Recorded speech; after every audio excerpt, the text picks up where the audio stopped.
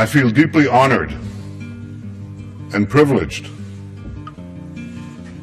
to stand here before you today representing the citizens of the State of Israel. We are an ancient people. We date back nearly 4,000 years to Abraham, Isaac, and Jacob. We have journeyed through time. We've overcome the greatest of adversities. And we reestablished our sovereign state in our ancestral homeland, the land of Israel.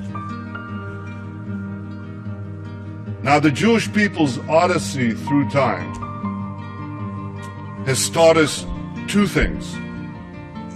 Never give up hope, always remain vigilant.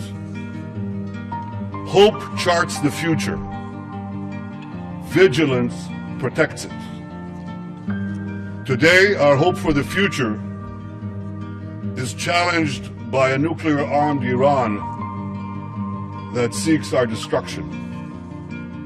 Now, I know, Rouhani doesn't sound like Ahmadinejad. But when it comes to Iran's nuclear weapons program, the only difference between them is this. Ahmadinejad was a wolf in wolf's clothing. Rouhani is a wolf in sheep's clothing. A wolf who thinks he can pull the wool over the eyes of the international community.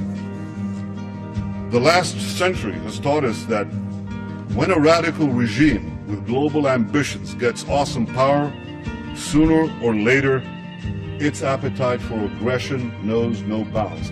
That's the central lesson of the 20th century. And we cannot forget it. The world may have forgotten this lesson. The Jewish people have not. Iran's fanaticism is not bluster. It's real. This fanatic regime must never be allowed to arm itself with nuclear weapons. I know that the world is weary of war. We in Israel, we know all too well the cost of war. But history has taught us that to prevent war tomorrow, we must be firm today. Ladies and gentlemen, Israel will never acquiesce to nuclear arms in the hands of a rogue regime that repeatedly promises to wipe us off the map. Against such a threat, Israel will have no choice but to defend itself. I want there to be no confusion on this point. Israel will not allow Iran to get nuclear weapons. If Israel is forced to stand alone, Israel will stand alone. And in standing alone, Israel will know that we will be defending many, many others. In our time, the biblical prophecies are being realized. As the prophet Amos said, they shall rebuild ruined cities and inhabit them. They shall plant vineyards and drink their wine. They shall till gardens and eat their fruit. And I will plant them upon their soil, never to be uprooted again. Ladies and gentlemen, the people of Israel have come home, never to be uprooted again.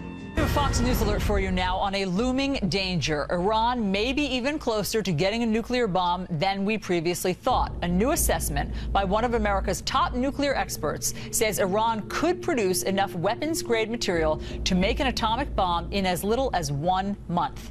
This goes against estimates by the Obama administration, which had said that Iran is probably a year away from getting the bomb. Lisa Daftari is a Fox News contributor and a Middle East journalist. Lisa, great to see you. Are you surprised by this much shorter time frame that we're now hearing in terms of Iran getting a bomb? It's not that surprising, especially given the fact that more conservative estimates are only at 6 months now. So if we take this time frame now, the more alarmist, if you want to call it, 1 month suggestion, or the 6 month, it's not that far off. But the thing that experts are pointing to the most is that in 2012 there were about 12,000 centrifuges ready to go, and now it's at 19,000. So we do know that as the Obama administration and the West is trying to negotiate some sort of deal or come to some sort of understanding with the Iranian regime over their nuclear program, at the same time the centrifuges are spinning. And there's a rift here at home, as I'm sure you know, where the White House wants to give negotiations a chance with Iran, yet Congress is pushing to tighten sanctions on Iran. What do you think about which policy the U.S. should be pursuing? Right, so there's actually a push by a senator to tighten the sanctions at this very moment, because they're arguing that, yes, the Iranian regime is using this guise of negotiations to, again, play out the clock and use this to get closer to nuclear weapons. And what we have to really understand here is that these advocates for strengthening sanctions against Iran right now are saying, look, this might be a moderate president who has a softer tone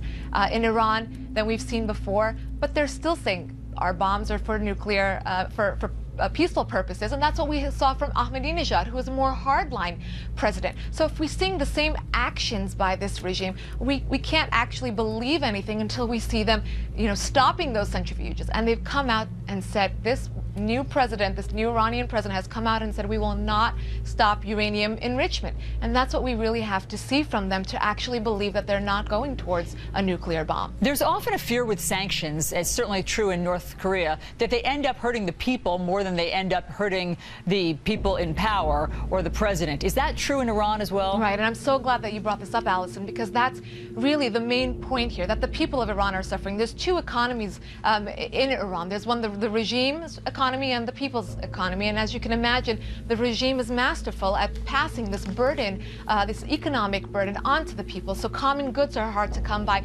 Pharmaceutical supplies are hard to come by. So the people are really, really suffering. And at the same time, the sanctions aren't enough to deter the regime from continuing with their nuclear program. So we are seeing that the effects of these economic sanctions, they're not working hard enough to stop the problem, and at the same time hurting the people of Iran. But at the same time, the regime here would love to loosen the sanctions, because that little bit of economic breathing space will allow them to complete their nuclear agenda, to get the right supplies, and more importantly, that economic relief for the people of Iran will keep the people off the streets, and that's what the regime is fearing the most. Wow.